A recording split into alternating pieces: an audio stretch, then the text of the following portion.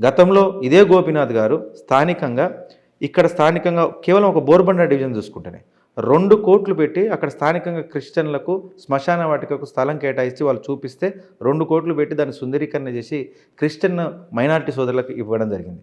అదే హిందువులకు సంబంధించి ఒక దేవాలయం మాకు ఆంజనేయ స్వామిది కావాలని చెప్తే మంచిగా కావాలంటే దాన్ని నూతనంగా అక్కడ బోర్బండ బస్ స్టాప్ దగ్గర 40 లక్షలు చెప్పి దానికి ఇవ్వడం జరిగింది. ముస్లిం మాకు కబ్రస్థాన్ కావాలి, మాకు కూడా ఇక్కడ మాకు చాలా ఇబ్బందులు అవుతున్నాయి బోర్బండ వాళ్ళు అడిగితే దాన్ని ఒక ల్యాండ్ ఇచ్చే ప్రయత్నం చేస్తే దాని మీద కేసు వేసి ఆపించడం జరిగింది. సరే అప్పుడైతే కేసు వేయించినాం. మన ప్రభుత్వం ఉంటేనేమో మేము ఇచ్చే పరిస్థితులలో ఉన్నాం, రేపు ఎలక్షన్ అయిపోగానే ఇస్తానని గోపీనాథ్ గారు మాట కూడా ఇచ్చినారంట. కానీ దురదృష్టవశాత్తు మన ప్రభుత్వం రాకపోవడం, దాని తర్వాత వాళ్ళ ప్రభుత్వం రావడం 2 సంవత్సరాల నుంచి పట్టించుకోలేదంట వాళ్ళు. కేవలం ఇప్పుడు అజారుద్దీన్ గారికి మంత్రిత్వ శాఖ ఇచ్చినంత మాత్రం వాళ్ళ కబ్రస్థాన్ దొరికినట్ట, వాళ్ళ కష్టాలు పోయినట్ట కాదు కదా.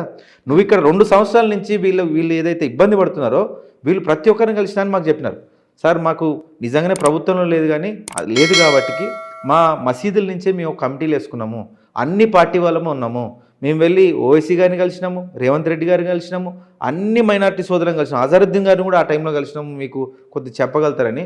ఆ రోజు ఎన్నడూ చేయలేని వాళ్ళు ఈరోజు ఆయనకు మంత్రిత్వ శాఖ ఇస్తేంది, మేమెందుకు అంత మోసపోయేటట్టు పరిస్థితుల్లో మేము లేమని మాత్రం ఇక్కడ స్థానికంగా మైనార్టీ సోదరులు కూడా చూస్తున్నారు కాబట్టి